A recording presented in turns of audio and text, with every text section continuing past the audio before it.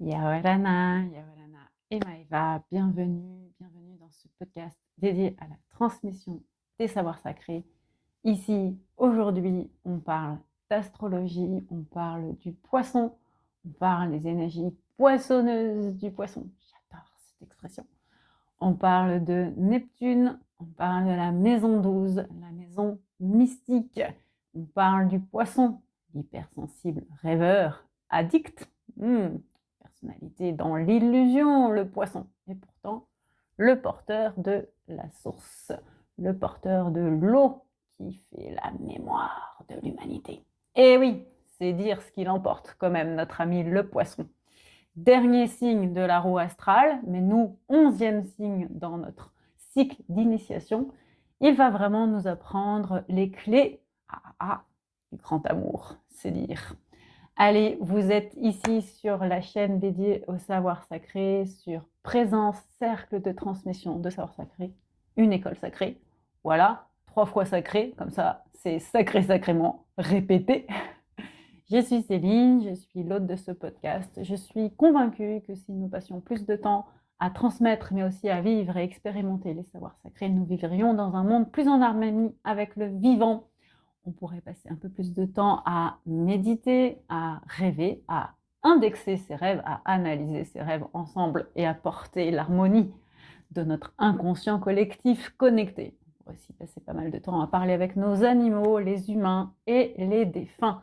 Bref, explorer le visible et l'invisible pour s'assurer de l'équilibre de la vie sur Terre, ce qui me permet de dire qu'à l'heure des changements climatiques, des canicules, des tsunamis, des séismes qui animent notre été 2026 en tout cas, et l'éclipse qui arrive, eh bien on pourrait comprendre peut-être un petit peu les messages. Et si on n'est pas là pour les comprendre, au moins les ressentir et éveiller la conscience. On comprend ou on ne comprend pas, au moins de savoir que cette vérité cachée, puisque c'est caché, c'est secret, le secret c'est dans le secret, et qui secret, voilà, pour ceux qui aiment les rimes, mais qui aiment surtout aussi décrypter des phrases. Le secret du sacré secret. Orthographe. Allez, je m'arrête là, ça m'amuse. En tout cas, merci beaucoup d'être parmi nous. Si tout ce contenu résonne, si vous êtes dans la découverte de cette chaîne et que vous êtes impatient d'écouter ce que je peux dire sur le passion, poisson, eh bien, merci de vous abonner, de commenter, de liker. C'est vraiment une manière de soutenir la chaîne, de soutenir ce travail. Et tant qu'à faire, soutenir les poissons. Et comme ce sont quand même les victimes du zodiaque, rien que pour ça, ça va leur faire du bien. Allez, on y va dans le profil du poisson.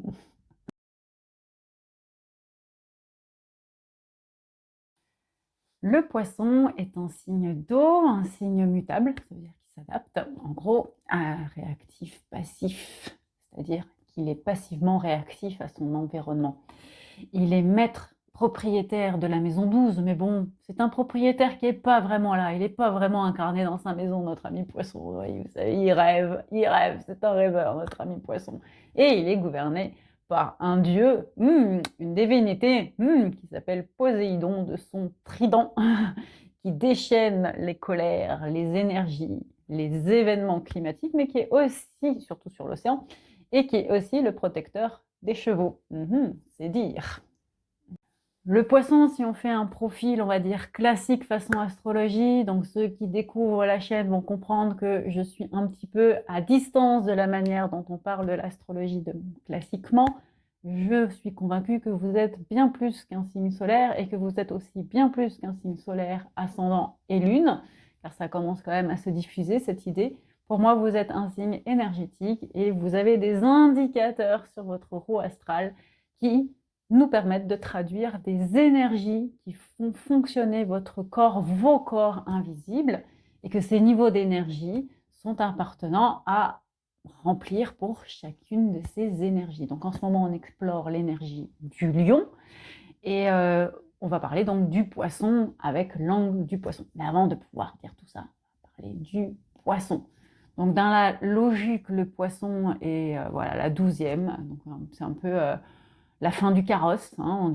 On a terminé la roue, on a terminé le cycle d'initiation, on a fait de 1 à 12, on a connu la mort avec Scorpion qui va arriver après, Et on connaît une reconnaissance, renaissance, résurrection qui va être portée par Capricorne et Verseau, et il arrive après l'enseignement de ces deux signes.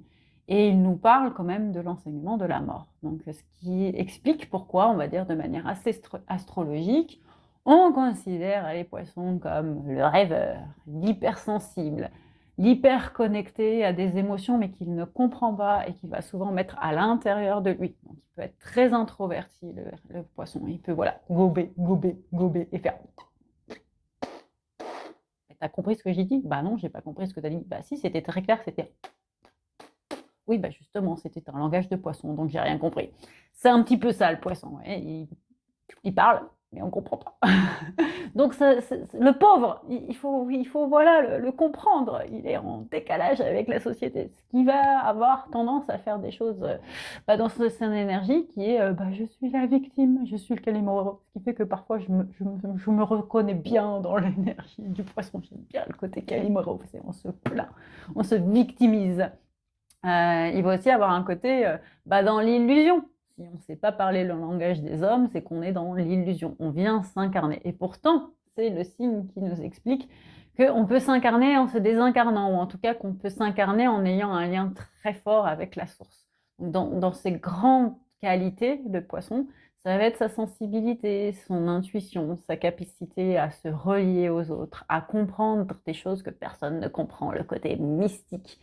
Et ça va le rendre mystérieux et attirant et charismatique parce qu'il va pouvoir nous donner les clés finalement de tout ce que l'on vient tous chercher, malgré tout ce que j'ai pu dire qui paraît un peu limitatif pour l'énergie du poisson. En fait, on cherche tous à aller vers le poisson. C'est ça qui est important. Déjà parce que on va vers la mort et que le poisson nous parle de la vie, entre guillemets, après la mort. On redevient l'eau éternelle, l'eau mémorielle, immémorielle de tous les temps. On revient à la genèse avec le poisson. On revient à la source, on revient à la maison. Donc, c'est pour ça que c'est un propriétaire qui est à la maison, mais qui n'est pas à la maison, puisque, en fait, c'est la maison de tout le monde, cette maison. C'est la maison universelle, c'est la maison qui nous relie à tous. Et c'est ce qui fait qu'il est là et qu'il n'est pas là parce que nous sommes cette unité. Donc, il nous enseigne quand même l'unité. D'ailleurs, c'est la maison 12, donc c'est 1 plus 2. Donc, c'est l'unité et la bipolarité fondamentale à l'homme. Et il fait du coup 3, la trinité, qui nous permet de nous aligner. Ce qui en fait un signe quand même très puissant pour comprendre l'initiation de ce pourquoi on vient sur Terre. Et en fait, une énergie de poisson, une énergie qui va nous enseigner ce que le poisson vient nous dire, ce que vient nous dire entre guillemets Neptune, c'est la relation à cette dépendance et indépendance à notre maison. En fait, on vient tous naître, on vient prendre chair. Je vous invite à écouter le podcast sur le bélier et pourquoi on a tous un complexe d'incarnation et c'est dur d'être dans notre identité, qui qu'on soit, quoi qu'on soit. Et bien sûr, en fonction de nos énergies, ça va être plus ou moins facile. Si on a des énergies, par exemple, très fortes en bélier, en scorpion, oui, en sagittaire, en lion, en balance, on va avoir une certaine capacité à beaucoup plus s'incarner que si on a des énergies fortes en poisson, en verseau. Alors en taureau, ça va être très facile de s'incarner, mais on va vite avoir les limites. Enfin, voilà, ça dépend des niveaux énergétiques. Et du coup, le poisson, lui, il arrive en nous disant, je suis un peu tout le monde et je suis un peu partout parce que je suis cette énergie d'unité. Et donc, tu dépends finalement foncièrement de moi. Tu es forcément en lien avec moi. Tu es forcément en lien avec la femme.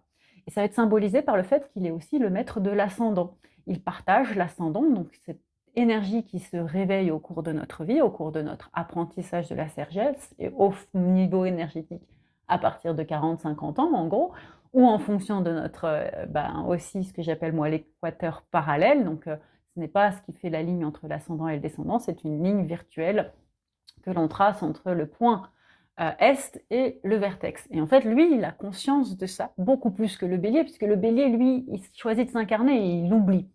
Le poisson, il se souvient. Et c'est ce qui fait qu'on est forcément en lien avec l'énergie du poisson. Alors, on est forcément en lien, si vous avez écouté tous ces podcasts, vous avez compris qu'on a forcément toutes les énergies pour moi. Et ce qui est particulier au poisson, c'est que lui, il nous dit, tu es en lien avec la maison universelle, tu es en lien avec l'unité de l'âme, tu es en lien avec l'unité de la source, et tu vas forcément revenir chez moi, et tu vas forcément avoir besoin de moi pour te souvenir de ce que tu ne veux pas te souvenir. Parce qu'en général, on arrive sur Terre, et on n'a pas trop envie de se souvenir du programme. Alors on a envie, on n'a pas envie. Au début, on n'a pas trop envie et on ne se pose même pas la question du programme parce qu'on a oublié qu'on a pris un programme en fait. On a pris un menu, vous savez, on commande un menu. Et donc on a oublié qu'on a commandé un menu. Donc au lieu de prendre le menu, c'est comme si on nous servait un menu sans notre avis. Et quand on comprend qu'on a commandé un menu, on va essayer de suivre le menu parce que ce menu, il a été conçu de manière magnifique, idéale pour nous dans notre meilleur potentiel de 12 énergies, de 12 indicateurs énergétiques dans notre vie. Et donc, on va suivre là. Et c'est là où on va pouvoir atteindre ce que le poisson veut nous apprendre, donc le grand amour. Et le grand amour, c'est une relation à l'attachement-détachement, à la dépendance-indépendance, à l'indépendance dans la dépendance. C'est la notion de l'amour, tout ce qu'il n'y a pas d'humain, d'une certaine manière. C'est-à-dire que, alors évidemment, le grand amour est rencontré sur Terre et on peut le vivre sur Terre, heureusement. Sinon, on n'aurait pas notre partie poisson qui serait accomplie et on n'aurait aussi pas notre partie vénusienne qui serait accomplie si on réduit, entre guillemets, le langage de l'amour. Parce qu'en fait, le soleil aussi a besoin énormément d'amour. La lune, enfin voilà, tous les signes ont besoin d'amour. Et on va dire que là, j'angle sur l'amour de couple. L'amour romantique, l'amour sensuel. Je ne parle pas de l'amour sexuel, passion, dont j'ai parlé avec le bélier, avec la vierge, et dont je pense je vais parler aussi avec le scorpion. Et qui est un amour au service du réveil de notre quotient Kundalini, donc de notre serpent de feu.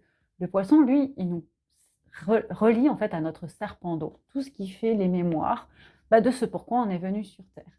Et on est venu vivre en fait les formes de grand amour, les différentes facettes du grand amour. Et le poisson, il a ses yeux, j'ai toujours les yeux de merlan frit, les yeux de poisson. C'est quelqu'un qui vous regarde avec des yeux amoureux parce qu'il voit votre âme. Et donc, il est le porteur de ce regard. Mais par contre, la difficulté, et c'est là où il va nous expliquer des choses sur l'amour sur Terre, c'est de nous dire, moi, en tant que poisson, comme j'ai perdu mon lien avec l'amour de l'univers qui, je sais, qui est disponible, qui est infini et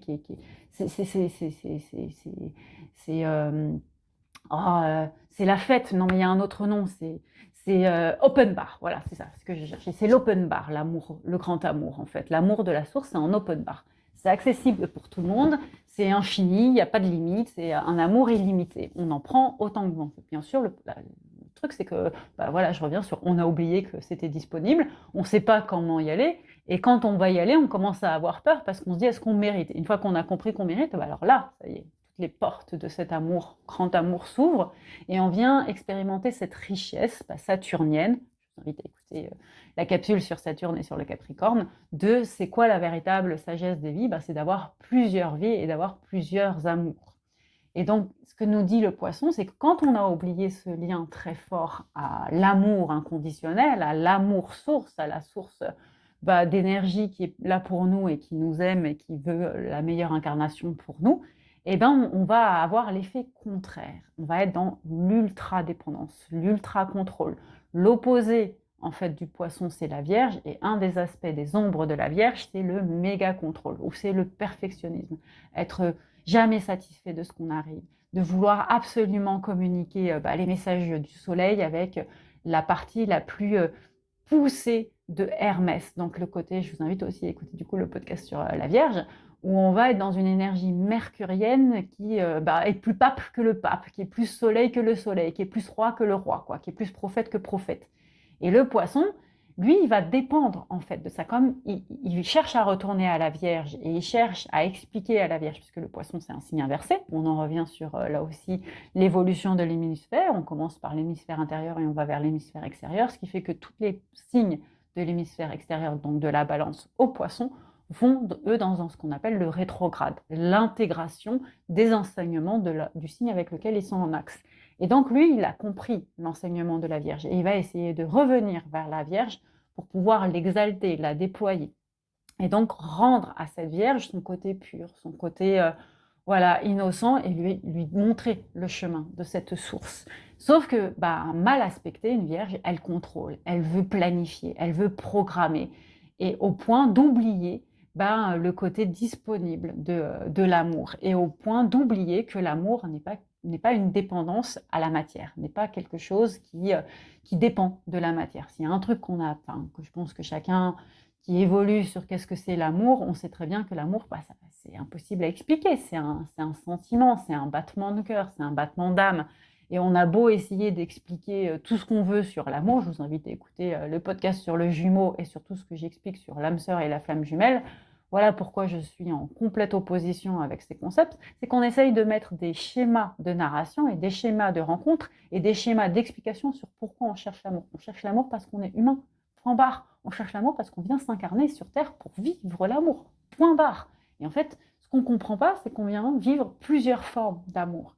Et le poisson, on parlera des ombres du poisson, mais c'est sûr que son gros enseignement, c'est de dire, moi, en fait, je vais devenir dépendant à des choses qui ne sont pas moi. Et donc, comme il est dématérialisé, il va être hyper dépendant de la matérialité dans le côté matériel du terme. Et il va aller chercher des choses incarnées, voilà, du terme. Et il va aller chercher des choses qui vont lui permettre de revenir à cet état. Donc, c'est tout ce qui est les addictions. Donc, c'est sûr que le poisson, il nous enseigne un rapport très fort à l'obsession, à l'addiction, et aussi au fait, j'ai envie de dire, de s'envoler pour se détacher de ce monde et ne pas ressentir ce monde. Et donc, forcément, si on est là, le poisson oublie son boulot, c'est-à-dire de nous relier au grand amour. Ce qui fait que c'est vraiment une clé, il est passionnant à apprendre.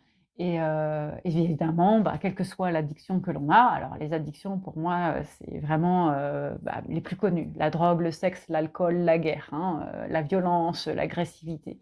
C'est l'addiction du pouvoir sur l'autre. En fait, pour moi, c'est la pire addiction qui existe sur Terre. C'est de vouloir, on a tellement un ego mal placé que l'on détruit l'autre. Et donc, on est face à notre conscience qui va s'exprimer façon poisson. C'est-à-dire que plus on va exercer ce pouvoir sur l'autre, plus on baisse en conscience, donc plus on devient inhumain, ou plus on devient, entre guillemets, coupable, parce qu'on peut avoir conscience de notre inhumanité, et là, ça va être des moments où on est, entre guillemets, ouvert à la dépression, à la déprime, voilà. Quand j'ai dit ça, c'était 13-13, donc c'est vraiment la symbolique de, c'est une mort de nous-mêmes.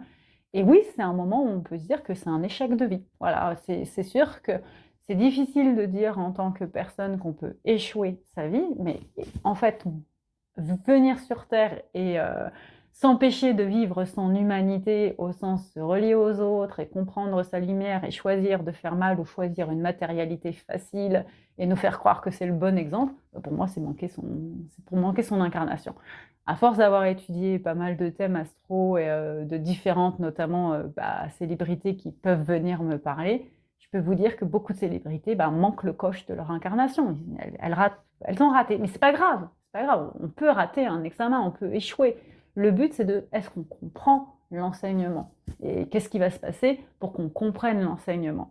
Et c'est sûr qu'une des clés de l'énergie du poisson, c'est de dire où en es-tu de cet enseignement? Et du coup, de lire la roue à l'inverse de ta roue à toi, donc la roue humaine, qui va de 1 à 12.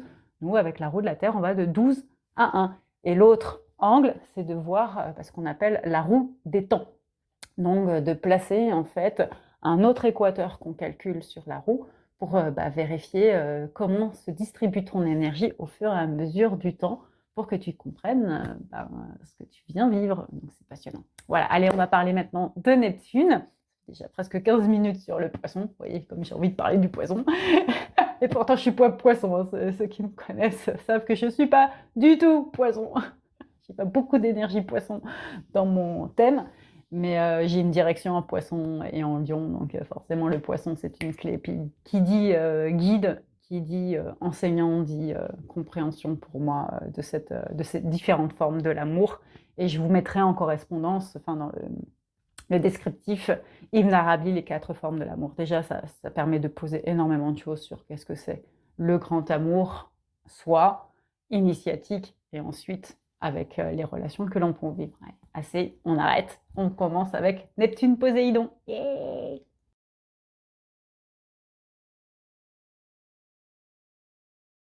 On continue le poisson maître de la maison 12 est gouverné par Neptune. Neptune, la 8e planète dans l'astronomie, la planète qui est un peu plus petite que Uranus, mais en masse, qui est la plus importante de tous.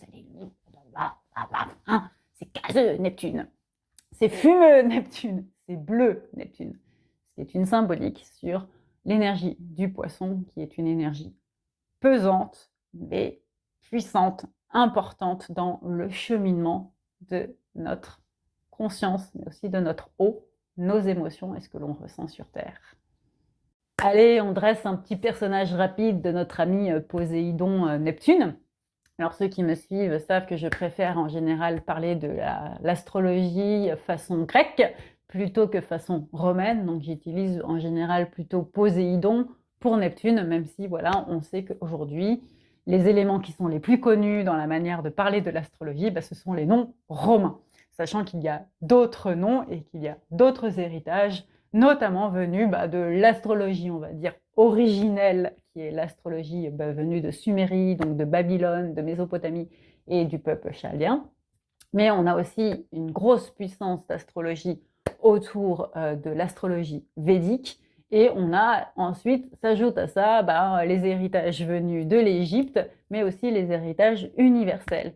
Et si je me permets de parler de ça, c'est pour parler notamment d'un dieu polynésien qui s'appelle Tangaroa, qui est le dieu des pêcheurs, qui est le dieu des océans, et qui va nous enseigner en fait, pour moi, Tangaroa, ça symbolise le lien à l'océan, mais l'océan au sens l'inconscient collectif de Jung, et ce qui nous relie à les familles d'âmes. Et ça va nous permettre, par exemple, de penser, se rappeler, découvrir que, notamment dans la tradition polynésienne, les familles peuvent avoir des animaux totems qui vont donc, et voilà, pareil, je ne vais pas revenir sur qu'est-ce que c'est le totem, je vous renvoie vers Freud, je vous renvoie vers mon site Cercle de présence, où je parle de ce que c'est le totémique. Et en fait, le totémique, c'est bien sûr une emblème, quand on fait un totem dans les fêtes, le totem des Jeux Olympiques, par exemple, c'est un signal de ralliement. C'est une manière de se retrouver dans un même clan et d'utiliser des représentations de ce clan pour qu'ils se réunissent. Et en fait, dans les traditions polynésiennes, le totem vient souvent de la mer et vient de cette énergie de création que va symboliser le dieu de la mer et que va symboliser Tangaroa, et qui va être en lien avec toute la cosmogonie polynésienne de Papa Nui, des différents, de Rangiroa, de Taaroa. C'est pareil, si vous m'avez écouté, vous avez un petit peu écouté ces différents dieux.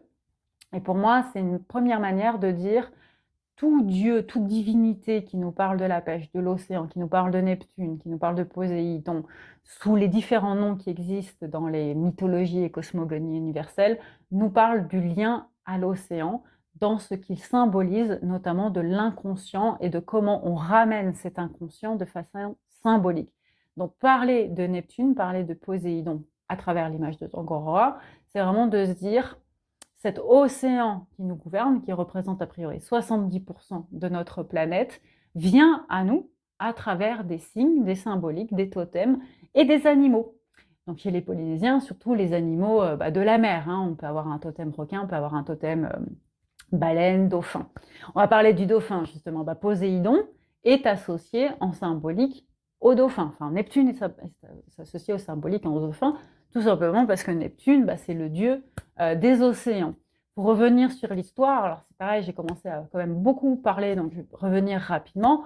Neptune, Poséidon est le fils donc, de Gaïa et Uranus, version Uranus, version romaine. Et on a plusieurs histoires. Donc Uranus et Uranus et Gaïa, je préfère Uranus, font des enfants, font les titans et font Chronos, Saturne. Et Saturne a tendance à bouffer ses enfants, mais Uranus aussi. Et donc du coup, on a Saturne qui devient dominant par rapport à ses frères. Et ses frères, il y a qui ? Il y a Poséidon, Neptune. Alors est-ce que c'est frère, est-ce que c'est fils ? J'ai vu plusieurs versions. Bon, je la présente comme ça. Si c'est faux, c'est comme ça, c'est que c'est bon. Ouais, moi, il y a un message quand même derrière. C'est que, oui, voilà, en fait, c'est plutôt bien de le présenter comme ça. On a Chronos, donc Saturne, le régleur du temps humain, celui qui nous apprend la vérité de la manifestation, c'est lui qui a les clés. A, donc des enfants, avec Rhea, sa sœur, et c'est dans ses enfants, il y a Neptune et Hadès, donc Pluton, Poséidon et Hadès, et ils sont bouffés. Mais une autre version nous dit qu'ils ne sont pas bouffés, ils sont mis de côté.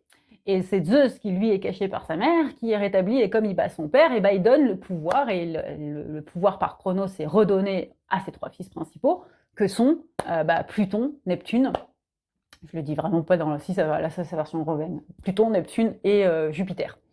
Donc ce qui fait que pourquoi Jupiter est le dieu dominant, et que Neptune et Pluton arrivent après. Alors si on regarde ce que nous enseigne aussi l'astronomie, a priori, on pense que Neptune est découverte par Galilée, enfin, c'est ce que nous raconte l'histoire, parce qu'il est capable de voir une conjonction de Jupiter avec Neptune, et qu'il parle de cette planète sans forcément l'identifier. Ça va mettre quasiment 2 siècles, parce que c'est en 1843 où c'est un astronome russe qui la voit pour de vrai, et qui va dire oui, ok. Et il y avait des Français avant qui l'ont, un Gerbert, je crois, qui l'ont identifié, cette planète. Et en fait, la question, c'est-à-dire comment on va la nommer. Donc le Français, en bon patriote bien français, va dire c'est non, c'est mon nom, c'est mon nom, moi c'est mon nom. Mais sauf que comme toutes les planètes sont nommées en fonction de Dieu, on dit non, on va peut-être la nommer, ouais, et on propose plusieurs noms de Dieu.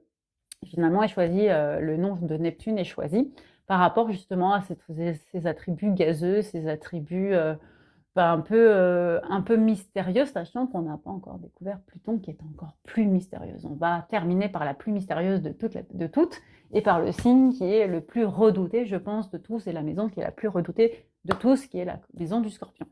C'est intéressant parce que je me dis finalement, dans les 3 derniers jours avant l'éclipse, j'ai eu pour moi les signes qui sont les plus mystérieux et les plus, j'estime, qui sont assez incompris. Le Poisson, le Scorpion, mais aussi le Verseau. Alors, beaucoup de personnes me remettent en cause sur le fait que je trouve que le Verseau est incompris. Et moi, je suis persuadée qu'il est incompris parce que déjà, on n'est pas dans l'ère du Verseau, on est dans l'ère du Verseau et on est en train de passer à l'ère du Capricorne. Enfin, pour moi, il y a énormément de remises en question sur ce qui se passe avec la précession des équinoxes, avec les énergies que l'on vit et la construction de nos savoirs. Ce qui fait que le Verseau, il est insaisissable et il est Uranus, et donc je vous invite à écouter le podcast sur Uranus. Mais tout ça pour dire, Neptune et Poséidon, en tant que dieu, vont arriver, entre guillemets, bon 2e, voire bon 3e dans la création, mais vont avoir des pouvoirs complémentaires à ceux de Zeus et ceux de Jupiter. Et donc Neptune et Poséidon deviennent, l'un version romaine, je vais m'arrêter avec là, vous avez compris, deviennent, entre guillemets, le maître des eaux. Mais l'air de rien, c'est un énorme pouvoir. Je veux dire, Zeus, il n'a pas compris, au Chronos, Uranus, ils ont quand même donné un pouvoir énorme à Neptune et Poséidon, qui semblerait être secondaire.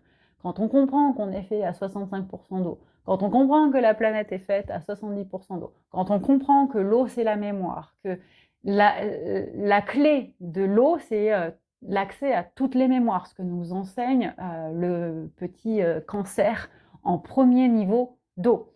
Donc pareil, je vous invite à écouter le Cancer. Mais c'est vrai que c'est important de se dire que là, on est sur la 3e eau. Et le Cancer, en tant que premier il nous enseigne la clé du secret et de ce qu'on appelle la bibliothèque akashique. Pour moi, il nous donne accès à la bibliothèque des mémoires humaines. Mais du coup, aussi, ce qu'on appelle karmique, donc les vies antérieures et d'une notion de temps. On commence à comprendre qu'il y a une notion de temps qui nous dépasse et qui est multiforme. Le Scorpion, lui, avec son eau steamy, sexy, on a chaud, mais aussi Kundalini, serpent de feu, qui réveille tout ça. Cancer, il pose le serpent de terre, Scorpion, il pose le serpent de feu. Eh bien, c'est qu'il va nous donner les clés des ombres et les clés de la mort, et donc les clés de la résurrection. Aussi, c'est hyper puissant quand on connaît la part de l'ombre sur Terre, quand on connaît la part de l'ombre sur l'univers, qui est difficile d'ailleurs à quantifier, quand on comprend ce que c'est que les matières sombres, les matières noires, les trous noirs. Et en fait, Poisson, il a tout ça. Et il a tout ça, et il l'a mis où ? Dans l'eau. Dans l'eau des océans. Du coup, passer du temps dans l'eau, voilà, vous comprenez pourquoi dans énormément de cosmogonies qui sont en lien avec l'eau, on va passer du temps dans l'eau, océan. Mais celles qui n'ont, par exemple, là je voyais que Thomas Pesquet a passé du temps avec les Kogis, il aime bien être avec les Kogis, visiblement notre ami, et il les a emmenés à la mer. C'était la première fois que les Kogis voyaient la mer. Et ça veut dire qu'eux, ils ont institué d'autres rites de purification qui vont être beaucoup plus en lien avec le végétal, avec la montagne, avec la terre. Donc c'est un rapport aussi en fonction du lieu où l'on vit. Dans tous les cas, on nous parle de la... Et puis, voilà, là, ce que j'entends, petit Kogi vient me souffler à la tête, à l'oreille, que ce qui représente cette mémoire, c'est la sève à l'intérieur de l'arbre, c'est la sève à l'intérieur de la feuille. C'est toute la symbolique de l'eau qui vit et dont le cœur bat à l'intérieur des plantes et qui va faire la synthèse, la photosynthèse avec le soleil, la photosynthèse au sens alchimique, les potions, les préparations que l'on peut faire à partir des plantes et qui vont nous reconnecter au sacré, ce qui fait que l'on mâche très très très très lentement quand on est Kogi, parce qu'on a conscience que l'on écrase la mémoire de l'eau, la mémoire du divin, le lien à la nature, pour bien l'ingérer et rester dans cette divinité. Ok, check. Ce qui veut nous dire vraiment que Poséidon, Neptune ont un énorme pouvoir sur notre énergie, à la fois de connexion à l'invisible et à la fois à la mémoire. Maintenant, ce que j'ai découvert en relisant, et vraiment, je vous le dis parce que je l'ai redécouvert en lisant et en préparant cette podcast, c'est que Poséidon est le roi des chevaux aussi. Et ça le lie à quelque chose de humain. Alors pour moi, on va aller sur la symbolique encore anthropomorphe, métamorphe des dieux, c'est-à-dire d'avoir la possibilité de se changer dans son état, et donc de devenir peut-être un poisson et de devenir un cheval, mais aussi mélanger, donc d'avoir une créature avec une queue de poisson et un corps, alors d'humain, pour la sirène, un corps Poséidon façon Ariel Disney, ça y est, Ariel la petite sirène, j'ai réussi à le placer, mais aussi je trouve le Sagittaire, le Capricorne, le Chiron, tous les animaux qui sont bicorporels, le Verseau. Alors il n'est pas bicorporel le Verseau, mais il a deux éléments, il porte deux éléments. Donc c'est cette représentation qui nous ramène au fait que l'on peut avoir plusieurs parts de nous réparties dans des éléments, et là de manière incarnée, ce qui rend le poisson finalement quand même assez incarné. Et de toutes les façons, il est en quête de son incarnation, parce que le poisson étant numéro 12, lui, il nous dit, soit tu retournes sur Terre et donc tu reviens en bélier et tu recommences, soit tu reviens sur Terre, mais tu ne reviens pas en bélier et tu reviens pour la Terre, donc tu reviens en vivant, donc en chat, en pierre, en tsunami, en ce que vous voulez, et tu fais ton truc d'incarnation, soit tu vas ailleurs, donc boussole du troisième temps, et là, tu vas aller découvrir autre chose pour la conscience universelle, pour la source universelle. Et donc Poséidon, Neptune, nous parle de ce voyage en fait initiatique que l'on vient vivre sur Terre, et nous parle de cette possibilité.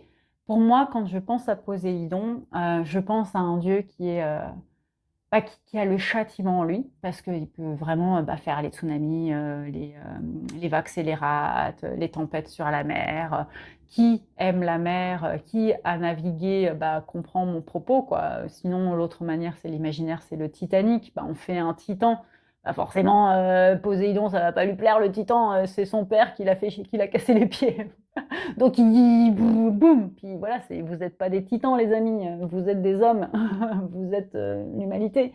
Je vous punis entre guillemets, ou je vous montre les limites de votre compétence, encore 13-13, en amenant cet iceberg qui est une tragédie humaine horrible, mais qui est aussi un rappel de notre place sur Terre et des limites de notre innovation. C'est là où je trouve que l'énergie de Neptune et de Poséidon sur l'IA est très intéressante, parce que l'IA, pour moi, c'est une forme d'oubli de notre incarnation. On remet les clés de notre humanité à un robot, à des logiciels qui calculent les choses, alors qui viennent de notre intelligence et de notre manière d'avoir construit une suite arithmétique. Enfin, je veux dire, c'est passionnant ce qu'on est capable de faire avec l'IA, mais qui pompe et surconsomme de l'eau, donc du Poséidon et du Neptune, donc de la mémoire universelle. Donc du coup, on est en train de faire des enfants avec des mémoires de poissons, au mauvais sens du terme. Donc là, c'est Doris ou Dora dans, je ne sais plus, le monde de Nemo. Et c'est le fait d'oublier. Et ça, une société qui oublie, n'a pas d'avenir, c'est aussi simple que ça. Et qui devient dépendant d'un logiciel, qui devient dépendant d'un prolongement de soi. Et donc, on va mettre maintenant l'âme dans une mémoire codée par Musk et concurseurs. C'est génial, c'est bien, on est vraiment dans l'ère du poisson là pour le coup. On oublie la précession des équinoxes, on est effectivement dans l'ère du poisson. Mais je vous rappelle que l'ère du poisson, il meurt, c'est la mort, quoi. Donc d'aller jusqu'au bout de notre énergie poissonnesque, c'est effectivement d'aller vers la mort. Alors voilà pourquoi on a plein de discours. Encore quelqu'un hier m'a dit « Oui Céline, il y a une éclipse, t'es au courant, c'est la fin du monde ». Ouais, on doit être à peu près à la 26e fin du monde depuis 1999, et encore 26e, je pense que je sous-estime le nombre de fins du monde qu'on nous annonce, et dans un discours d'apocalypse, et dans un discours d'endormissement, parce qu'il n'y a rien de pire pour le poisson que d'être endormi dans son esprit de connexion, et son esprit de, voilà, omniscient. D'une certaine manière, le poisson, il est omniscient, parce que, voilà, il domine les eaux, il domine la mémoire, il domine le palpé de l'âme. Et ça, je trouve que Neptune, Poséidon, les dieux qui nous parlent de cette création océanesque, nous montrent à quel point l'eau est l'essence. Et là, pareil, je suis experte en communication sur l'eau, il y a de plus en plus de monde qui me dit « Ah Céline, ta vie, il manque de l'eau, il manque de l'eau ». Je dis « Bah ouais, mais ça fait 25 ans qu'on le dit ». Ça fait 25 ans qu'on le dit. Et qui dit manquer d'eau, dit manquer de relation à son poisson, à son Neptune, à son Poséidon. Donc on verra comment tout ceci va s'adapter. Parce que la grande leçon aussi du poisson, du Poséidon, c'est la capacité de revenir, d'être remis à sa place, d'être reposé. Et donc je pense que ce qu'on est en train de nous apprendre, avec notamment la symbolique de cette ère du poisson qui est en train de terminer, ça va être le choix de nos valeurs. Et autant vous dire qu'avec un Verseau, les valeurs, c'est important de les choisir, parce qu'il est là pour ça. Donc c'est une boucle qui se boucle. Allez, maintenant, au lieu de parler de Verseau, on va parler de son axe copain, et on va parler du poisson façon lion.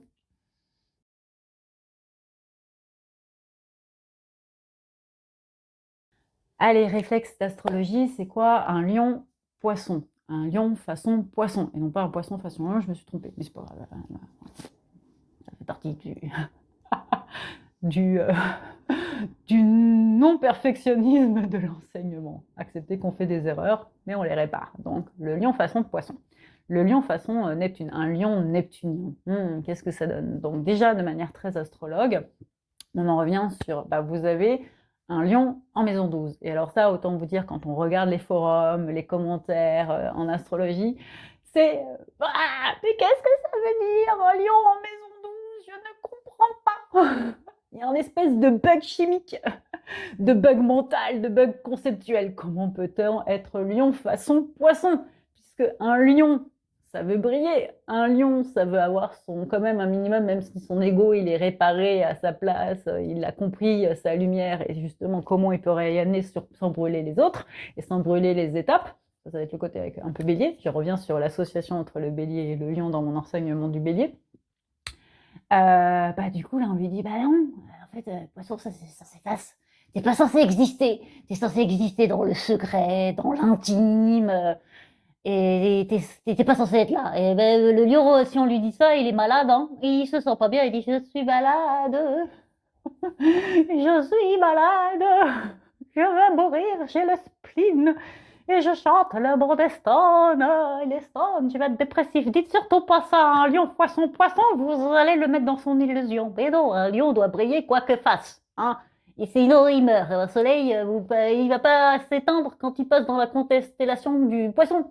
C'est juste une manière de le dire. Quand on dit ça, c'est en train de dire le soleil, quand il passe dans la constellation, il éclaire plus la Terre. Il y a un problème. Ça veut dire qu'un mois par an, en février, on n'a pas de soleil. Bon, on est d'accord que février, c'est plus court. Symbolique intéressante par rapport à l'énergie du soleil. Et que c'est peut-être plus court aussi en termes de luminosité, mais c'est hémisphère nord, là où on se sociabilise, pas là où on s'intériorise. Hémisphère sud, au contraire, on est dans un point excessif de soleil. Donc, c'est quoi la leçon d'un lion façon poisson? C'est mets de la lumière sur qui tu es, mets de la lumière sur ce qui te fait t'illuminer en toi. Donc, un lion façon poisson va vraiment devoir apprendre en fait à aller chercher son individualité, mais mystique. Donc son jardin secret, aller chercher les secrets qui vont le constituer. Donc si vous avez un lion dans la maison 11, si vous avez un Neptune en maison 5, si vous avez un Neptune conjonction soleil, ça va arriver bientôt. Je l'ai vu où ça a été arrivé. Je l'ai vu sur un des almanachs météo astro que je fais régulièrement pour mes abonnés. Bon, si ça arrive, autant vous dire que oui, vous allez devoir véritablement passer cette énergie lyonesque, cette énergie solaire, à travers les grilles du mysticisme, à travers les grilles de ce qui est intangible et à travers les grilles de votre sensibilité. Donc le risque, c'est bien sûr de brûler votre sensibilité face à l'inhumain. Donc vous avez une très grande proportion, et ça c'est une des ombres, je pense, du poisson qui est très forte, c'est que le poisson, il va attirer à lui les victimes. Mais du coup, qui dit attirer les victimes, c'est aussi attirer les bourreaux, attirer les sauveurs. Donc on va vraiment être dans cette énergie d'un lion qui va aller chercher quelque chose qu'il ne comprend pas, qu'il ne connaît pas, parce que c'est poissonneux. D'une manière générale, la plupart des signes ont du mal avec le poisson, sauf la Vierge, le Scorpion et le Cancer, qui vont bien s'entendre avec le poisson, parce que les 3 signes vont utiliser, enfin c'est le même élément, et la Vierge, parce qu'ils sont en axe. Mais du coup, ça va donner à un lion façon poisson, avec cette énergie neptunienne, une très très grande capacité d'imaginer d'autres mondes, de mettre le soleil sur d'autres mondes. Donc ça peut donner une très grande imagination avec clairement une responsabilité sur la mise en lumière de ces autres mondes. Donc de façon créative, pour moi, c'est vraiment l'art le plus imaginaire et le plus imaginé que l'on peut mettre au service. Donc je vous invite à continuer d'écouter cette capsule, mais on va d'abord passer par les ombres du poisson, parce que vous allez voir que oui, on rentre dans un monde fantastique. Allez, d'abord on parle des ombres du poisson.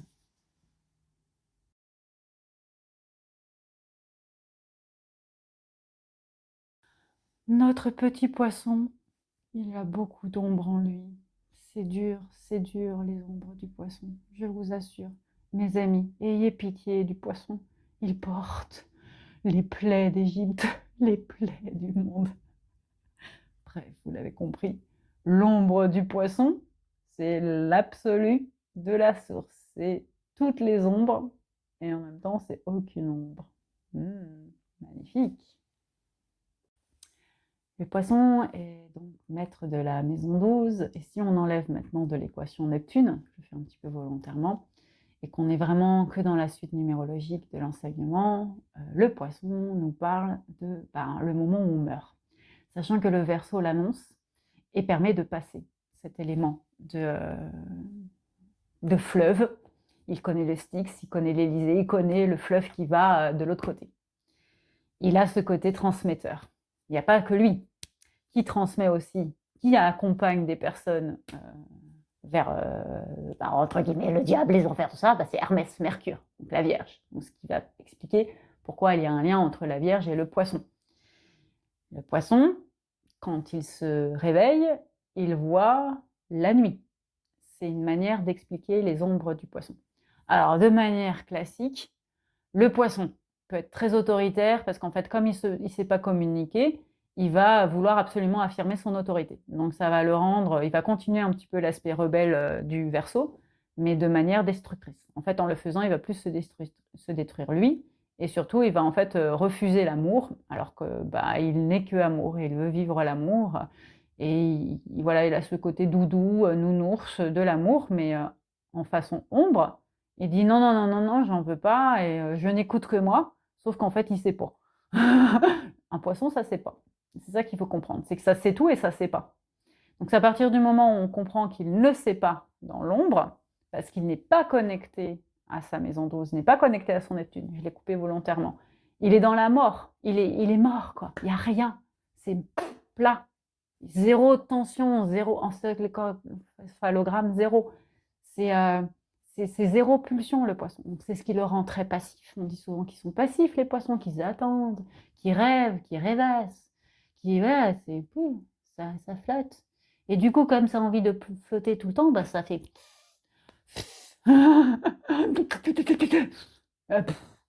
c'est lourd, c'est... il se passe rien. Il n'y a rien. Ça, et je dis bien, c'est l'ombre du poisson. Vous avez bien compris que je suis là pour parler de l'aspect lourd du poisson. Et s'il rentre dans ces éléments-là, c'est impossible de bouger. Parce que sans la source d'amour, rien ne bouge.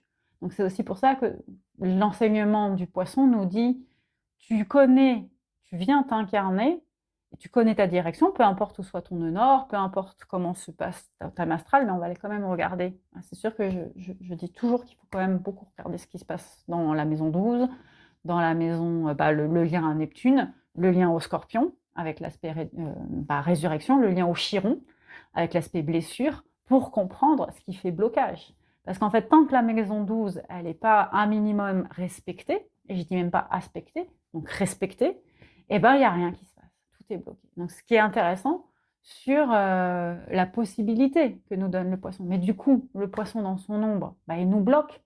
Il nous empêche, en fait, de comprendre à la fois notre naissance, à la fois notre vie et à la fois notre mort. Et c'est en ça qu'il a compris l'enseignement d'Uranus. On en revient, c'est une suite logique. Et Uranus, quand j'explique moi Uranus, je dis c'est le maître de tous les temps et de tous les espaces. Il a les clés de tous les temps, de tous les espaces. Poisson arrive après lui dans l'enseignement astrologique. Donc il a compris les notions de temps. Il les sait, il les a intégrées. Mais du coup, si il est en ombre, il est mal aspecté, il va bloquer. Il va, entre guillemets, dire, puisque j'ai tout compris, j'ai rien compris. Donc c'est le temps zéro, le temps œuf, le temps rumia chez les Polynésiens. C'est-à-dire que c'est un temps où tout flotte. Et donc ce dont il a besoin, c'est d'aller vers la Vierge, donc d'aller vers la communication, Mercure, d'aller vers l'expression, pas forcément de qui il est au début, mais plutôt de ce qu'il aime pour pouvoir comprendre qui il est. Et c'est en ça qu'il va débloquer la Vierge, et qu'il va dire à la Vierge, je t'accompagne. Mais lui, ça va être la capacité mercurienne de la Vierge et la capacité divine de la Vierge. On est quand même sur les deux maisons qui ont le 6 et 12 divisé par 2 qui fait 6. De toute façon, 12, c'est la fractale absolue. Donc c'est pour ça que le poisson, il sait tout.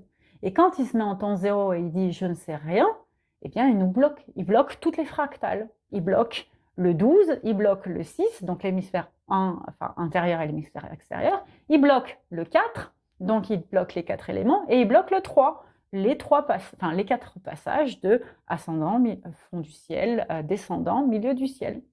Il bloque tout. C'est pas cool. C'est quand même pas cool. Donc on a intérêt à être en bonne disposition avec l'énergie de notre poisson. Et je dirais que si je reviens sur cette expression de le poisson, c'est le regard poissonneux, c'est le regard de Merlan-Fry, c'est le regard de apprends à te regarder de manière simple, avec amour. Et apprends l'amour. Et en fait, un poisson dans son ombre, c'est un poisson qui est dans le refus de l'amour, de ce pourquoi on vient sur Terre. Et autant vous dire que quand on voit à quel point on peut porter des masques dans notre situation actuelle, on se dit que oui, on est très poissonneux, mal aspecté. C'est-à-dire qu'on se cache vers l'ultime ombre du poisson, qui est plein de masques prédéfinis par les autres, donc l'ego spirituel. C'est pour ça qu'aujourd'hui, je passe quand même beaucoup de temps à dénoncer les concepts qui nous font aller, mais de vitesse grand V, dans l'ego spirituel, parce qu'en fait, on va dans l'ego du poisson, qui n'a pas d'ego. On en revient sur esprit zéro. Et donc, comme il n'a pas d'ego, il n'a pas d'esprit, il prend les esprits des autres. Je reviens sur c'est mutable, il s'adapte à tout le monde. Mais du coup, il va faire un des prototypes qui d'ailleurs est miroir avec l'énergie du Scorpion et du Gourou, ou du Sagittaire, tout ce que j'ai pu dire aussi sur l'énergie du marabout, guide, gourou, qui est mal aspecté chez le Sagittaire. Et il va en fait nous rendre victimes de l'ego spirituel. Donc une des grosses ombres quand même du poisson, c'est toutes les sévices que l'on subit du fait du pouvoir de l'ego et du pouvoir notamment de l'ego spirituel. Et je peux vous dire qu'en tant que, je ne sais pas comment il faut m'appeler, si il faut m'appeler thérapeute, chaman, médium, très sincèrement, je m'en fous. Mais personne qui est connectée et personne qui a la capacité à voir, parce que ça quand même, j'assume, allez, sois poisson, bien, j'assume tout l'amour que j'ai pu amener chez les personnes du fait de ces capacités de lire l'intangible, l'invisible, je peux vous dire que ça fait des désastres. Ça fait des désastres. C'est très important. Vraiment comprendre que l'ego spirituel fait des désastres. Donc déjà, le premier truc pour moi, ce qui est le plus désastreux, c'est tous les abus sexuels qui ont lieu à cause des maîtres Reiki, à cause des maîtres Kama Sutra, à cause des maîtres Tantra, à cause des gars qui se disent « Ouais, je suis hyper spirituel, donc je suis hyper machin, je suis hyper connecté à l'amour, I spread the love, je suis… voilà », mais qui en fait vous mettent sous emprise. Donc ça, c'est l'argent, toutes les sectes. Tous les guides aujourd'hui, les personnes qui sont médiums en 3 minutes, voilà, qui vous disent: «C'est facile d'être médium, moi je suis venue vivre une vie facile». Ah ouais, d'accord. Toutes les personnes qui commencent à vous balancer: «Ouais, tu es actarien, ictarien, balabli, balalala». Tout ça pour vous mettre dans des cases et vous faire oublier votre incarnation. Les personnes qui font des stages, des formations hyper, hyper chères et qui vous disent: «Grâce à ça, tu vas résoudre tous tes problèmes». Mais en fait, après, je vais découvrir un autre problème. Donc c'est d'arriver à avoir la subtilité de la compréhension de l'amour, donc de se dire à quoi ces personnes servent. C'est comme l'IA, à quoi l'IA sert aujourd'hui? Bah, pour moi, je suis persuadée que c'est pour mettre les contours de ce qui est bien et ce qui est mal. Et là, le poisson est très efficace. Parce qu'une fois qu'on a bien compris cette masse, voilà, ces eaux, et donc qu'on a compris les limites de l'océan, c'est beau. Une fois qu'on a compris les limites de l'océan, déjà on voit tout ce qui est magnifique dans l'océan, et même un requin est magnifique. Donc même un gourou, entre guillemets, est magnifique, même quelqu'un qui abuse de vous est magnifique. Alors les personnes, ça reste des personnes, on est sur Terre. Pour moi, ce sont des personnes qui sont voilà, passibles de peine, qui devraient être jugées et mis en prison. Voilà. Et s'ils ne sont pas jugés par les vivants, pour moi, non, il faut les juger au niveau vivant. On n'est pas là pour attendre le jugement de Dieu, même si voilà, on peut effectivement donner les clés au divin et ça sera la suite qui gère, tu vois. Et après, les gens se plaignent en disant: «Je comprends pas pourquoi ma vie, elle est nulle». Bah oui, mais tu payes un karma. Tu as été un criminel, c'est bon, quoi. Le pire pour moi, voilà, c'est vraiment de se dire: «Je vis sans mon humanité, je vis sans mon âme, sans ma conscience» et c'est impossible. Sur terre, c'est possible d'avoir d'une certaine manière une conscience de l'océan. Je dis pas la connaissance de tout l'océan, de toute façon, même aujourd'hui, notre humanité, on connaît mieux l'espace qu'on connaît l'océan. C'est dire combien on veut ignorer notre lien à la source. Le jour où on prendra déjà bien plus soin de nos océans, mais aussi de notre environnement d'une manière générale, on pourra être en harmonie. Mais voilà, si on revient sur cette idée de on peut avoir une certaine conscience de ces 70% d'eau, une certaine limite de l'océan, donc une limite des valeurs essentielles qui forment la matérialité. Et donc je deviens un poisson conscient. Le poisson, il demande à être conscient. Il demande effectivement qu'on lui laisse un espace de création, mais il a conscience qu'il y a des structures. Il a acquis Saturne. Je veux dire, c'est voilà. Et il est le fils ou le petit-fils de Saturne. Donc il est quand même voilà. Et il obtient sa place par son frère. Il a compris des choses, le poisson. Et donc un poisson éveillé, un poisson qui a compris cette ombre, qui a compris cette ombre pour comprendre la force de sa lumière, va nous donner les clés de notre potentiel et un potentiel d'amour fou. Et donc c'est ça le cadeau de l'ombre du poisson, c'est à quel point on est amour fou. Amour fou, mais pas au sens malade, passion bélier justement, passion destructrice, passion scorpion, passion sagittaire, enfin tout ce qui peut être un peu voilà, au lion. Non, le lion, en général, c'est quand même très solaire, très voilà. Donc du coup, il va nous donner ces clés-là. Et ça va nous donner la fameuse connexion à la source. C'est, vous savez, cet état qu'on nous décrit comme atteignable et qui est d'une certaine manière inatteignable. C'est-à-dire, on le réalise a posteriori. C'est quand on médite, quand on s'initie, quand j'ai été initiée, c'est la première fois, tu regardes une abeille et tu entends le battement de l'abeille et tu te connectes à cette dissolution du temps. Mais tu le réalises, ce moment de dissolution de temps, de dissolution d'esprit et de communion à l'amour fou, parfait de la source, l'amour infini, généreux de la source, tu le réalises après. Et c'est voilà, c'est l'amour que l'on porte à un animal, que l'on porte à un enfant, c'est toute cette transcendance qu'on porte à un compagnon, une compagne. Je veux dire, c'est vraiment cette force d'amour qui est, poum, éclair, et qui va mettre voilà, cette comète dans le ciel cosmogonique du poisson. Et l'étoile filante, la comète, elle nous explique cette conscience-là. Et elle nous explique une direction. Elle nous explique un aspect terrestre. Et le poisson a bien compris, un poisson bien inspecté, c'est un poisson qui a compris son aspect terrestre. Et qui va donc essayer d'amener sur Terre quelque chose qui vient, entre guillemets, de la mer, de l'océan, du cosmos, qui vient d'ailleurs, et qui va faire du bien à l'humain pour garder cette connexion mystique. Allez, on y va dans les savoirs sacrés.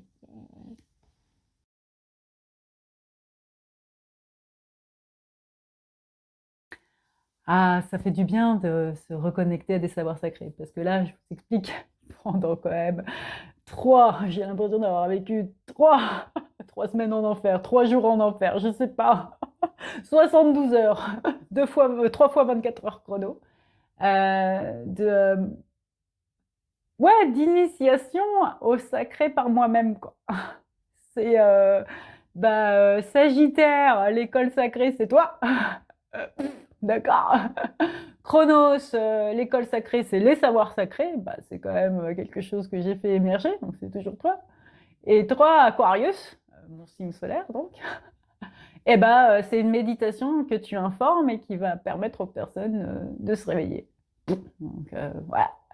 Parler d'ego, c'était dur. Hein. Et je préfère, franchement, je me sens beaucoup plus à l'aise, mais c'est ma zone de sécurité, dans l'enseignement d'une tradition sacrée qui existe, sur laquelle j'ai pu aller faire des informations. Ah, c'est Mimi, hein, ce que je vous dis, parce qu'en fait, c'est mon côté vierge, mon côté mercurien, mon côté prof, mon côté saturnien, mon capricorne qui aime donner des cours, quoi. Mes 3 planètes alignées, Saturne, Lune et Jupiter, sauf que je suis en poisson. Et on est là pour dévoiler une fantasmagorie qui vient d'ailleurs, mais qui est structurante. Et alors, je vais quand même commencer par une fantasmagorie qui vient d'ailleurs et qui est structurante et qui est hyper connue. Et je suis très contente d'en parler parce qu'il y a plein de sources vierges, pour la vierge que je suis, qui vont, et on parlera du lion après, hein, promis. C'est les Atlantes. Et pour moi, l'énergie du poisson, c'est nous parler des Atlantes. C'est nous parler, donc on va commencer par les Atlantes. Je vais faire une référence sans t'expliquer les Atlantes et l'Atlantide. Alors, je ne sais plus si c'est dans la République. Je crois que c'est dans la République, mais j'ai un doute. De Platon. Donc, c'est la description de cette. Je me demande si c'est vrai. Bon, c'est pas grave, il faut que je lâche. Vous allez faire référence, je mettrai en lien où est-ce que c'est l'Atlantide dans Platon, mais donc c'est cette notion de un espace terrestre, est-ce que c'est une île, est-ce que c'est un continent, ça reste quand même flottant. En tout cas, on peut aussi avoir des descriptions on peut interpréter la description de manière très carrée, et donc c'est dire un espace circulaire où on peut retrouver la naissance d'une civilisation, la construction d'une civilisation dans un point stratégique qui porte les mémoires et qui porte les roches, qui porte le mouvement. Donc pour certains, c'est un point qui a été découvert avec Google Earth, enfin, dont on savait qu'il était là, mais qui a été permis d'être visible parce qu'en fait c'est un espace qui normalement n'est pas visible parce qu'il est gardé, qui est entre le Maroc et la Mauritanie, et qui représente cet œil de vision, cet œil de connaissance, qui va faire miroir au mythe de la caverne, mais qui pour moi fait aussi miroir à l'œil de Gargantua dans Interstellar. Donc, je vous invite quand même à regarder Interstellar si vous ne l'avez pas vu et que vous êtes passionné de spiritualité, parce que c'est quand même là aussi hyper intéressant, toute la symbolique qu'il utilise dans les noms, dans les prénoms, voilà. Et, notamment par exemple Saturne, où la population réside quand Cooper revient voir sa fille, quoi. Hein. Bon, désolé pour les spoilers, mais voilà, c'est pas un spoiler important parce que finalement, plus que le scénario qui est génial, c'est l'enseignement de l'énergie et du rapport aux énergies et à l'innovation qui est intéressant, ou le destin de la Terre. Là aussi, c'est un récit qui nous emmène alors dans un futur, qui ne nous emmène pas dans un monde parallèle. Alors que l'Atlantide, est-ce que ça nous emmène dans un monde parallèle ou est-ce que ça nous emmène dans un passé? Je relisais énormément de choses là, pour l'éclipse sur la précession des éclipses et la précession solaire, enfin, précession des éclipses. Donc la manière dont on a construit notamment l'astrologie depuis, en gros, nous, on nous dit qu'elle est là depuis les Chaldéens, donc c'est moins 2000, moins 4000 ans avant Jésus-Christ. Et donc, j'ai un bug là aussi, je me dis, est-ce que c'est bien ça? Bon, c'est pas grave, on lâche. Beaucoup de bugs intellectuels. Ma Vierge n'est pas contente du tout. Ce qu'il faut comprendre, c'est que quand on a déterminé l'astrologie, on n'avait pas la même. On avait Tuban comme Tarban comme étoile de référence. En ce moment, c'est l'étoile polaire dans la constellation de la Grande Ourse. Et dans 2000 ans, c'est Vega. Donc, c'est nous dire qu'en fait, bizarrement, le point magnétique de la Terre change. Pourquoi est-ce qu'on a un nœud nord en roue astrale? C'est un point magnétique qui change, qui bouge. Et ça explique que la planète Terre, elle est comme nous. Elle suit un enseignement, en fait, astrologique, maison par maison, mais qui inverse nous. Et donc, Atlante, c'est un discours qui permettrait d'initier la Terre à sa relation à l'être humain, à la naissance de l'homme. C'est une manière d'amener aussi le récit des Atlantes, de l'Atlantide. Voilà, là, je m'éloigne complètement de l'enseignement de Platon, mais bon, j'estime que du coup, si je m'en éloigne, c'est qu'en fait, Platon, vous pouvez aller les regarder. Il y a un Disney, on en revient sur Disney, la fête, la symbolique de la fête, qui nous amène le récit de la légende de l'Atlantide. Et c'est voilà ce petit explorateur intellectuel avec ses lunettes qui va aller sur les traces des Atlantes. Et là, on en fait donc un peuple qui existe. Et il y a à la fois pour moi la symbolique du temple, la symbolique de l'eau, et la symbolique des connaissances sacrées. Donc une version de l'histoire, notamment à travers la symbolique de la pyramide de Gizeh, mais qui existe, hein, c'est pas une symbolique, la pyramide de Gizeh, en tout cas si on accepte qu'on vive vraiment sur Terre et qu'on est vraiment capable de vivre sur Terre et qu'on n'est pas dans une illusion comme Truman Show, ce qui est aussi une allégorie de la spiritualité, mais allégorie voilà, qui ne vient pas du poisson. C'est plutôt dystopique, c'est-à-dire que ça c'est la Vierge. Le dystopique, c'est tous les récits qui vont critiquer la société actuelle pour nous faire réaliser les limites de notre société actuelle et notamment les limites saturniennes. C'est vraiment pour faire réfléchir Saturne, la dystopie. Alors que Poisson, c'est tout ce qui est fantastique. C'est nous amener dans d'autres mondes pour nous faire réfléchir sur d'autres manières d'exister. Donc c'est une manière parallèle. Et est-ce que les Atlantes, c'est ça? Est-ce que c'est un discours qui serait interstellar, discours du passé, Atlante, discours du présent, du futur, et Atlante, discours du passé? Et c'est là où je trouve que c'est dangereux, les Atlantes, parce qu'en fait, ça reste un discours dont on nous dit, mais est-ce qu'elles ont vraiment existé? Donc si elles n'ont pas existé, c'est un monde parallèle qu'on imagine et elles nous donnent des messages, mais si elles ont existé, c'est une manière de nous faire penser notre passé et de dire qu'on vient des Atlantes. Et effectivement, l'Atlantide, ce serait par exemple la Lémurie. Et la Lémurie est une autre manière d'apporter le mythe de nos connaissances.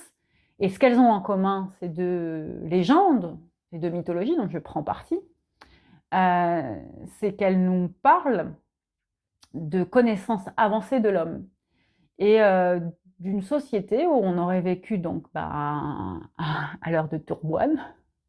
Bon, bref, avant l'an 8000, l'an 14000, avec des connaissances avancées, et que ça aurait été oublié, ça aurait été mis sous silence avec l'hyperglaciation, le déluge, donc par exemple la parabole de Noé, et de quitter l'apocalypse par la voie des eaux, par la voie du bateau, pour aller sur une nouvelle terre. Mais du coup, on oublie tout. Et est-ce que c'est ça? Ou est-ce qu'au contraire, c'est enfoui? Parce qu'on a atteint, donc l'autre version, c'est la version de Rapa Nui, donc l'île de Pâques, qui nous dit, oui, on était dans l'hyperconnaissance de tous, de nos moyens, donc on pouvait bâtir des temples comme les pyramides, comme ça, parce qu'on avait des pouvoirs de télépathie, téléportation, de calcul, on avait si on regarde comment la pyramide est faite en termes de calcul, on sait que c'est une expression avancée de l'intelligence humaine, parce que les angles sont décalculés à des angles, le chiffre d'or, la spirale de Vinci. Et puis même quand on regarde de manière initiatique tout ce que cette pyramide nous enseigne, on dit oui, c'est l'âge le plus avancé de la connaissance humaine, la pyramide. Et elle exprime tout ça. Mais sauf qu'on l'a plus, on a perdu tout ça. Et donc Rapa Nui, une des légendes de Rapa Nui, ce qu'elle donne en enseignement, Rapa Nui, c'est les moais, dont on peut se demander aussi comment ils ont fait pour ériger ces trucs énormes avec soi-disant des pelles, des bâtons, qu'ils ont sculpté ce truc, quoi, et qu'ils l'ont soulevé, ouais, ils l'ont mis dans une caverne, mais ils l'ont soulevé, ouais, parce qu'il y en a que, c'est qu'autour de la caverne, c'est de la... Oh, pas la caverne, là, oh, le lieu où on fait les menhirs, ça a un nom. Pareil, ça me passe par la tête au moment où je vous lis. Et c'est qu'on avait un ego trop avancé. Et donc, entre guillemets, il s'est passé des éléments, mais voilà, de manière spirituelle, les dieux nous ont punis. Il y a eu une extermination, en tout cas, de cette population. Est-ce que c'est la maladie? Est-ce qu'ils se sont entretués? Donc, un état avancé de guerre qui fait qu'on s'entretue. Est-ce qu'il y a eu stérilité? Donc, fin de la reproduction humaine, mais qui permet quand même de donner naissance à quelques enfants pour survivre. Et on repart sur un mythe de création, Adam et Ève, j'aurais envie de dire.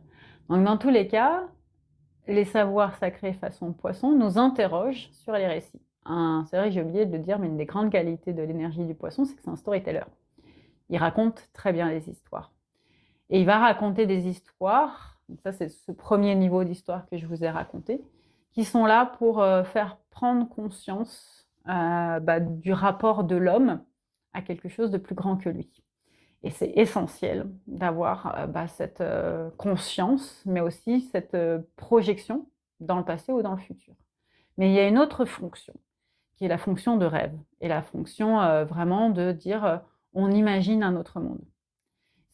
On veut aller voir un autre monde. Et là, c'est marrant parce que Ariel, dans sa chanson qu'elle fait dans sa propre caverne à elle, où elle a accumulé des objets des êtres humains, elle veut partir là-bas. Et partir là-bas, 11-11, quand je dis ça, c'est Mimi, c'est un monde qu'elle ne connaît pas. Elle ne sait pas ce que c'est vivre sur Terre. Et donc, elle s'imagine un autre monde. Et elle cherche désespérément des traces qu'elle va incarner dans sa caverne pour un jour suivre et subir une transformation importante qui va lui permettre de rejoindre l'amour et de vivre comme humaine. Mais en fait, ce qui est intéressant, c'est de se dire, une des fonctions du storytelling du poisson, c'est de nous parler d'un monde fantastique. D'un monde qui n'existe pas, mais dont on aurait les traces. Alors pour moi, un des récits récents qui est véritablement significatif de ça, c'est Harry Potter. Et je vous invite, ceux qui sont fans d'astrologie, à aller regarder le thème natal de J.K. Rowling et de comprendre. Parce que on comprend pourquoi elle donne naissance en fait à Harry Potter. Quand on regarde ses placements saturniens, je vous donne un indice, en poisson, je vous donne aussi un indice, et même aussi de ses soleils et de son positionnement, de ce qui se passe dans sa maison 7. C'est vraiment, voilà, c'est hyper clé. Mais notre, par exemple, et qu'est-ce que c'est Harry Potter? C'est un monde parallèle à notre monde humain, qui est fondé sur une mythologie de l'invisible et des sacrés qui est quand même clé, qui est la sorcellerie, les sorciers, la magie, et qui va nous montrer plein d'enseignements sacrés, parce qu'Harry Potter, ça nous montre plein d'enseignements sacrés. Je veux dire, on a les potions, on a les forces du mal, on a par exemple l'activité collective du Quidditch, mais qui permet de s'incarner. Qu'est-ce qu'il y a d'autre? Les plantes. Donc voilà, c'est toute cette, bien sûr, Hagrid, donc les totems, l'araignée, le Patronus, les formules magiques. Il y a énormément de savoir sacré dans Harry Potter, quoi. Voilà, elle s'est connectée et elle nous a proposé un récit de quelque chose qui n'existe pas, mais dont on se dit qu'il existe et qui est dans notre contemporanéité. Un autre récit qui est hyper intéressant pour ça, pour moi, c'est J.K. Tolkien, c'est J.L.J. C'est plus long, il y a plus de noms.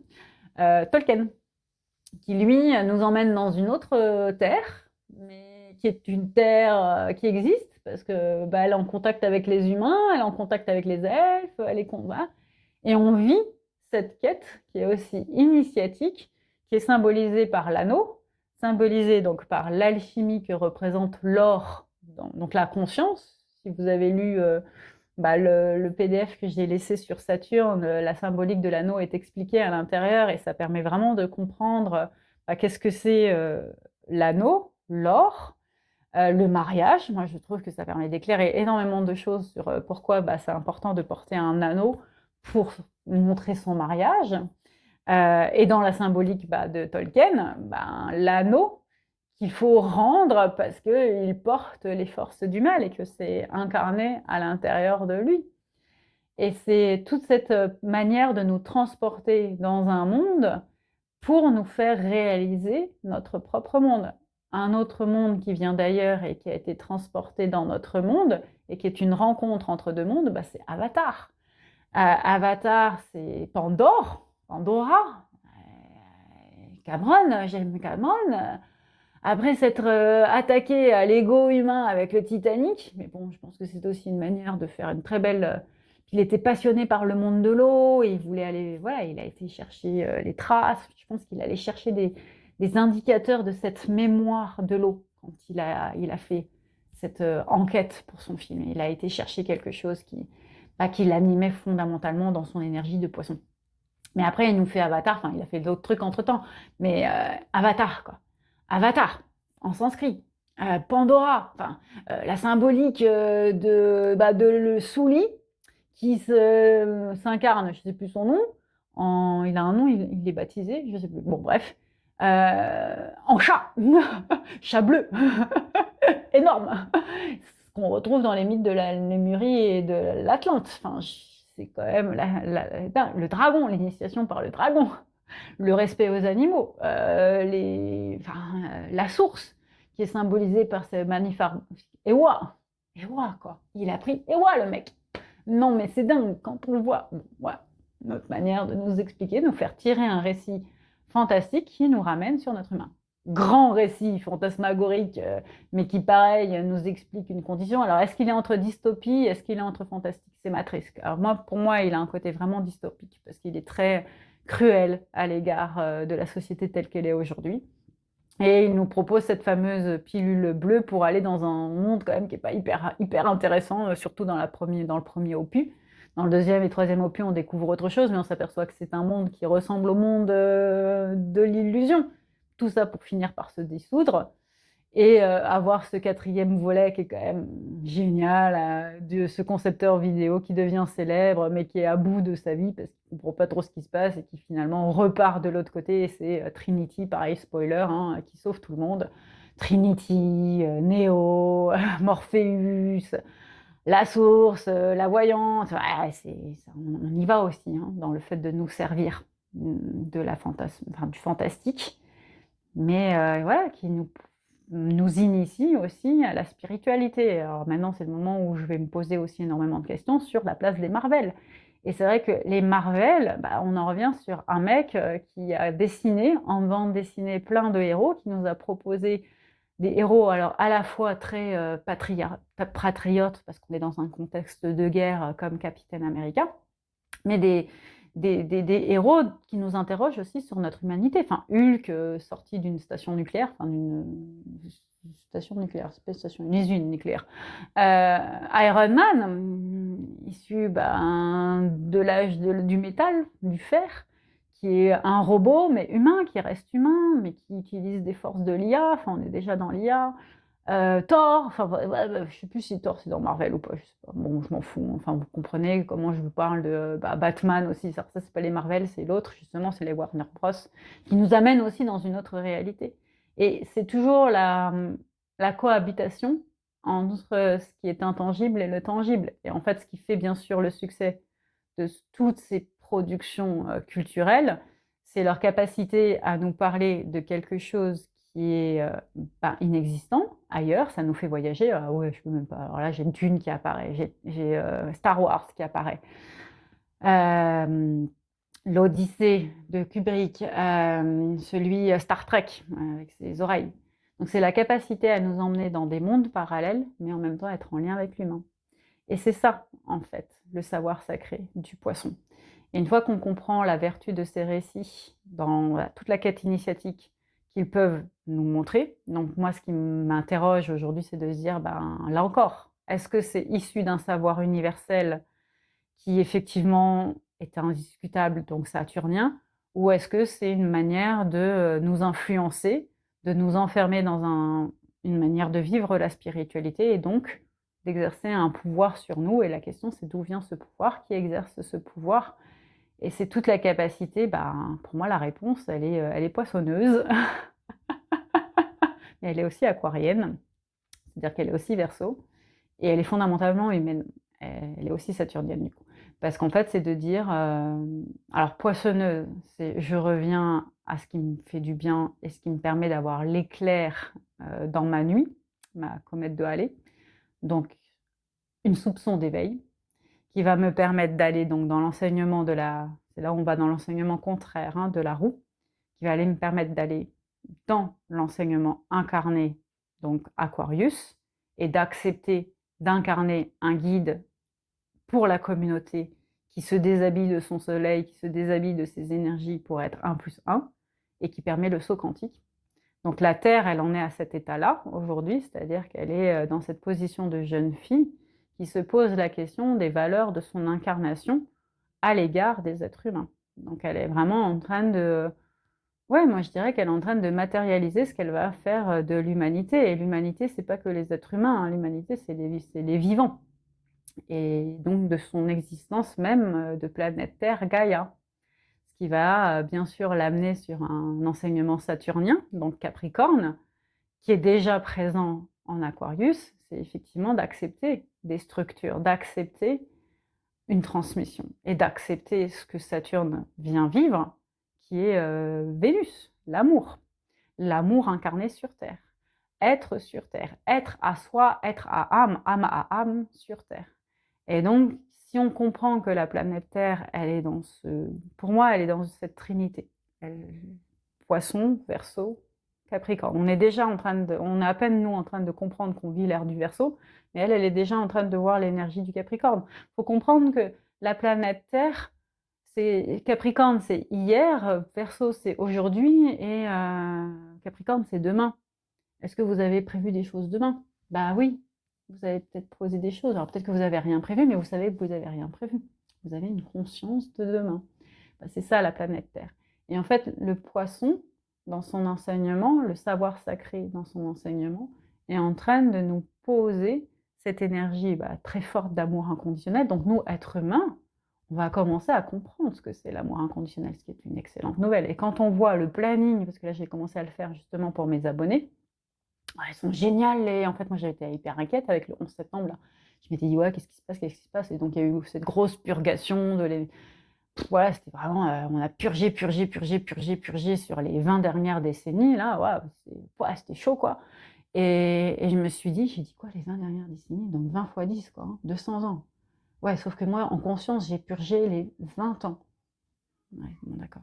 Bon, ce qu'on comprend aussi quand on est dans l'enseignement des énergies, c'est que on peut faire de manière très intentionnelle, par exemple, une mesure du temps, un être humain, et en fait, on va nettoyer d'autres mesures du temps en miroir, et qui souvent, c'est sur le cycle, comme on est sur un cycle de Verseau, c'est 184 ans plutonesque, donc c'est un cycle de 2 siècles. Donc ça veut dire que ce qu'on nettoie aujourd'hui, sur surtout 2001-2026, 25 ans, 11 septembre, c'est miroir de ce qui a été nettoyé entre 1780, un petit peu de 1750-1780, jusqu'à, voilà pourquoi j'ai été regarder notre ami Napoléon III, donc 1840, récemment. Je l'ai dit dans un de mes podcasts, je vous donne la clé, c'est parce qu'en fait, on est en train de faire miroir sur ce qui a été appris ou pas appris par l'humanité entre les deux moitiés de 18e siècle et de 19e siècle. Ce qui, en termes de valeur, très, très, très intéressant ce qui se passe. Et tout ça pour dire que, a priori, il y a quand même des choses qui ont été apprises. Hein. C'est ça qui est bien, parce que quand on voit comment les astres sont placés et les calculs sont faits, et ce qui se place là au niveau des énergies, surtout du 11 septembre jusqu'à février 2027, et je pense plus loin, mais aujourd'hui j'arrête de regarder trop loin parce que je sais qu'il faut regarder les énergies et non le mental de la roue astrale, c'est magnifique. C'est magnifique. Je peux vous assurer que c'est magnifique ce qui va se passer là. C'est super beau. Alors, je ne dis pas que ça va être pas dur, hein, et ça va dépendre de chacun dans son positionnement d'enseignement et d'initiation et d'acceptation et voilà, d'humilité, j'aurais envie de dire. Je pense que vraiment, ce qui est la clé là, des prochains mois, c'est l'humilité. C'est vraiment en fonction de ça que toutes ces belles énergies vont pouvoir nous bénir. Voilà, donc, et très, très douce, très dans le temps humain, justement. C'est ça qu'a appris la Terre aussi. Bon, voilà, je m'arrête. Bah oui, merci. Allez, on se termine demain. Je vais essayer de... Bon, non, je la ferai quand je peux, quand je veux. Je m'étais dit que je la posterai peut-être pour avant l'éclipse. Et en fait, comme j'aime aussi respecter mes propres règles et que j'ai compris que c'est important, en fait, le Scorpion arrivera normalement mathématiquement après l'éclipse. Et je me suis dit, bah, les pauvres scorpions, ils n'ont pas leur renseignement. Et je dirais, même les pauvres lions façon scorpion n'auront pas l'enseignement, mais en fait, je suis persuadée que c'est parce qu'il y a un enseignement de l'éclipse qui va arriver dedans. Et, euh, et ça fera ouverture pour le thème d'après, qui est la magie noire. Voilà, allez, on y va, on ferme. Bah, rituel, je vous aime. I love you, I love you. Je vous remercie d'être là. Donc, ceux qui découvrent le rituel de fin, c'est on s'aime, on se donne de l'amour façon poisson, on fait un gros câlin. Et bah, j'espère que ces éléments vous auront aidé. Franchement, le parti poisson, ça a été beaucoup. Je trouve que oui, c'est ça finalement. Je trouve que les énergies extérieures m'ont poussé à être plus dans une phase de transmission de ce que je suis et de ce que je comprends du monde qu'une transmission de ce qui vient d'autres traditions. Bon, bah voilà, c'est comme ça. J'espère que ça vous plaît. En tout cas, bah, je vous remercie d'être là et on se dit pour rendez-vous pour la dernière. Oui, c'est la dernière de DER, avant la prochaine, bien sûr, de l'énergie du lion façon scorpion et l'éclipse. L'éclipse. Allez, bonne éclipse tout le monde.